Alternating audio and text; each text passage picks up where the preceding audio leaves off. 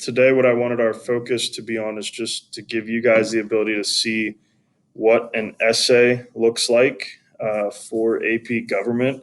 And this is kind of the culminating thing. This is the big one, I guess, if you will, because this is actually the one that they kept this year, even with or this past year with the cancellations and stuff. This is like the big one. So I know in AP US history, you guys were you had like one DBQ. Well, this was one of the two that we had to write. So this is probably one of the more important ones. And I would say one of the, I guess difficult is probably not the right word, but just, all encompassing kind of things.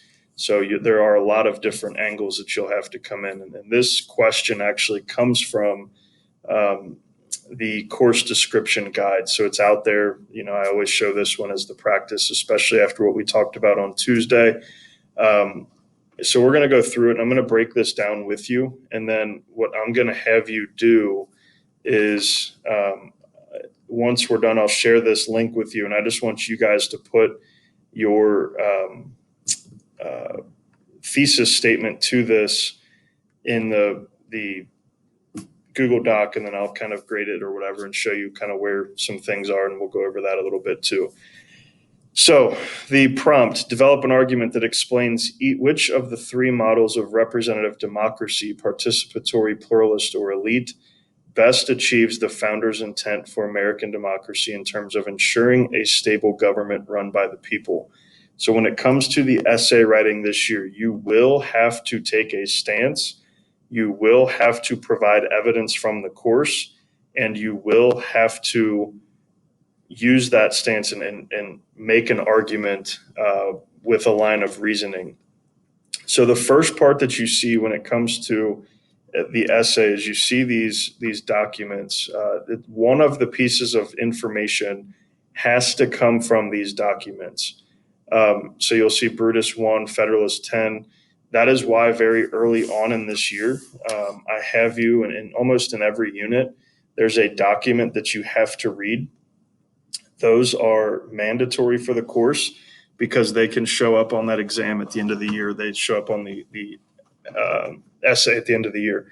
When I first taught this class, they never gave us specifics in terms of documents. They never gave us specifics in terms of court cases. So now that they have, we kind of hone in on them and we make sure that we know those forwards and backwards. So that's why starting next week, and really I think your assignment tomorrow, is to read Federalist 10.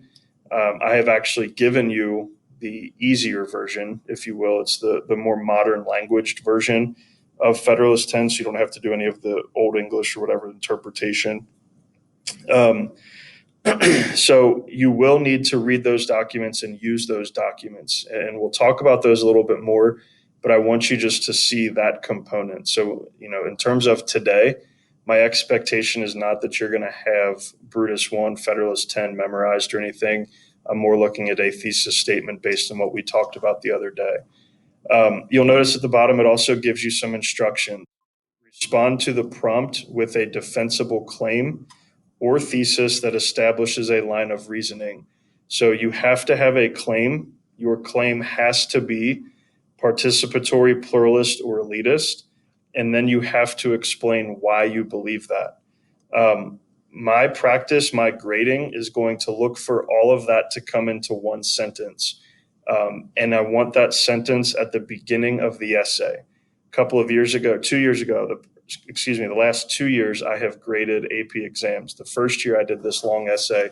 Last year I had the short answer. So I feel pretty confident that I know what they're looking for. And I know what it's like to read those.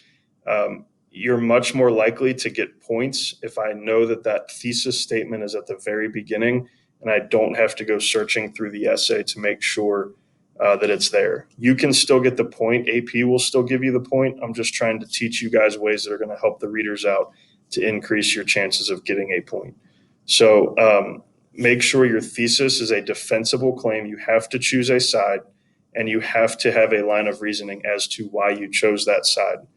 You need to support your claim with two pieces of evidence. So one of them has to come from the list above. So one of them has to come from Brutus 1, Federalist 10, or the U.S. Constitution. Now, when you talk about the U.S. Constitution, you're talking about any of the clauses that I asked you to know based on that lecture. If you haven't gotten to it yet, it could be the one coming up. Any of those constitutional clauses, those are the things that they're looking for. It could be the structure of government. It could be powers given to different branches. Depending on the question, it could be the amendments. So you do kind of have to know the U.S. Constitution. A second piece of evidence can come from any other foundational document not used, or it can come from another source within the course. So it could come from, you could choose Federalist 10 in the US Constitution. As you go to read, you're going to notice that you probably could not choose Brutus 1 and Federalist 10 because they argue two different things. But you could choose Brutus 1 in the Constitution. So, there's different things. They have those sources there. You can use those. If you're not comfortable with those documents, you can pull information from outside of those three documents and use other documents or other concepts within the course and still get the point.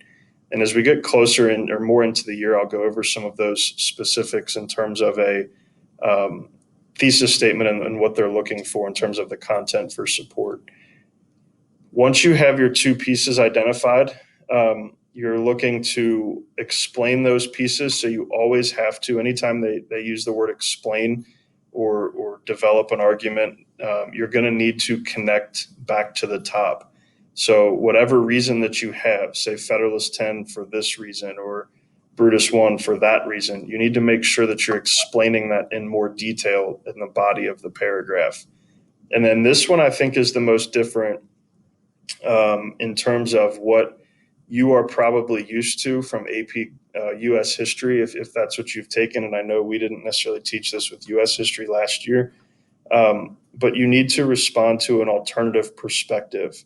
So you need to be able to say, I recognize that some people believe that the participatory model is what the founding fathers wanted because of XYZ, but I believe that the pluralist model is what they wanted because of this. You can say, I agree, the participatory model does have some sort of relevance, but elitist is better. You can concede that there are some truths to the other theories as well, but elitist is better, or you can just flat out refute. So last year, they took that part off. That part was not needed in the essay. So far, obviously, we're pretty early in the year, but so far this year, they have continued to keep that in there. So it is something that we will pay attention to. For the time being, I'm not going to focus on this part. This part to me is where we will develop kind of later in the year. I want to really start to see you develop these skills here in the top portion, understanding the documents, understanding, development of your argument, establishing that line of reasoning and supporting it with that evidence. So that's kind of the big thing. What I want you to do, and then I'll stop the recording and open it up to any questions for you guys. But what I want you guys to do when you get this link is to come down here and just put a thesis statement. If you were going to write a thesis statement for this particular essay, and then I will actually go through and I will bold the ones that I would give a point to for thesis. You don't have to put your name on it or anything. And then I'll kind of scramble them up and either do another lecture session or on Wednesday, maybe next week, we could do a session with just looking at these and talking about them. So that's it for this recording.